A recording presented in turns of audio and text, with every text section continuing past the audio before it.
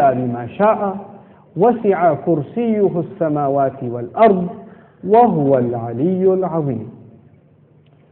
Ayatul Kursi is made up of 9 sentences.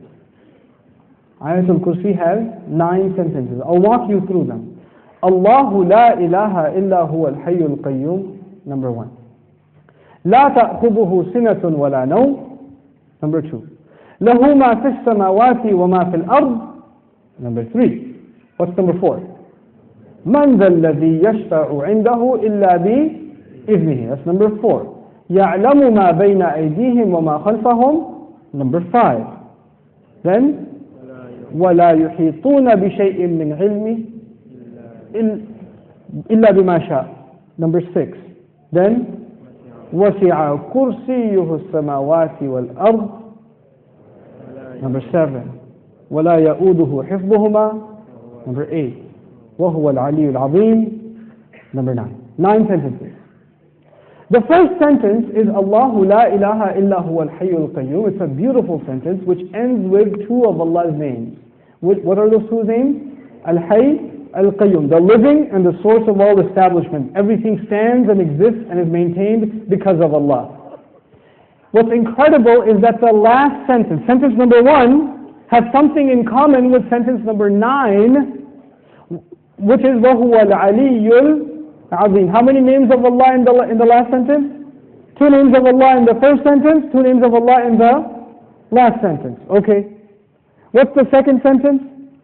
Before I go to the second sentence, let me tell you something about security. Security guards have a very hard job. You see those British guys that wear the funny hats at the towers? That can't smirk? That's a hard job. And one of the best jobs for college students. But if you get a if you're in security, you have to sit in your booth. You have to stare at the CCTV for hours and hours. And does it move? It's the same picture. And you have to look at it for 12 hours, 8 hours. It's the most exciting thing you've ever done in your life. What tends to happen when you're guarding something? You tend to get sleepy. You tend to get tired. When you're guarding something, you tend to, you'll see, of course you don't watch movies because you're very religious, but, but in movies, they have these things called movies, and then sometimes they have an action movie, and the guy is trying to get inside a place, but it has a security guard, but the security guard is, so he grabs him, and he gets inside, because the security guard's getting sleepy. You understand? Okay. Allah Azza wa Jal says about Himself, لا تأخذه سنة ولا نوم. Drowsiness. Drowsiness happens when you're tired. Your eyes start kind of closing a little bit. You're not sleeping, but you're kind of half sleeping like that guy over there. I'm kidding. I'm kidding. But you're half sleeping. That's sinah. And of course, what happens after that? What's the next step? No. First comes sinah. Sinah is like, when you go to Jumu'ah, and the khatib says, إِنَّ الْحَمْدَ لِلَّهِ الَّذِي نَحْمَدُهُ. That's sinah. Okay? By the time he gets أَيُّهَا الْإِخْوَةُ الْكِرَامِ, that's known. Okay? That's known. Okay, so you know the difference between sinah and known. Drowsiness and then sleep. Okay. This is the second sentence. The second sentence is, these are things that creation has. Creation gets tired and it starts getting drowsy and eventually it falls to sleep.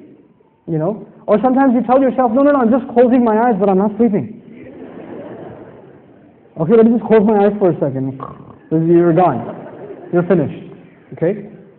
Now here's the thing. I know something about sinah and noam because I'm a teacher by profession.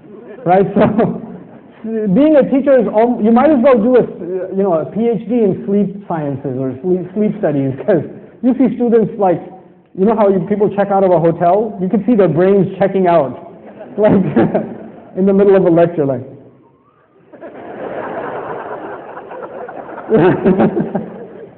It's the best. This is the second sentence about sleep, about exhaustion and sleep, drowsiness and sleep. What was the second last sentence? وَلَا يَؤُودُهُ حِفْظُهُمَا. Guarding the skies and the earth does not exhaust Allah. When someone's exhausted, what do they get?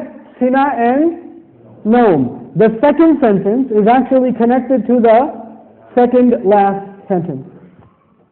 لا تأخذه سنة ولا نوم ولا يؤوده حفظهما.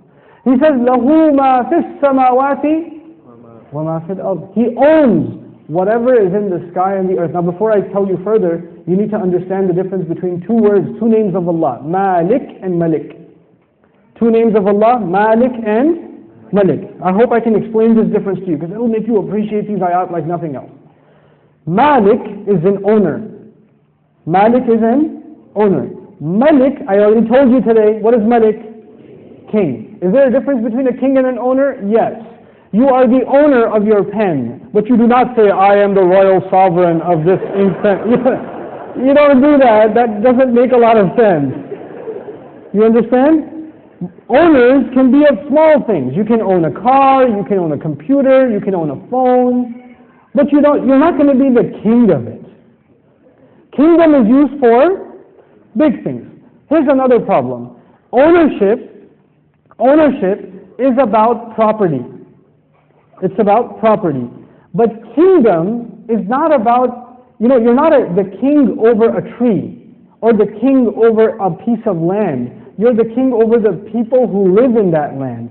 Kingdom is about controlling people. Ownership is about controlling objects. It's different. Now Allah says, لَهُ مَا فِي السَّمَاوَاتِ وَمَا فِي الْأَرْضِ. He owns whatever is in the skies and the earth. What is the ayah about? Ownership. The ayah is about ownership.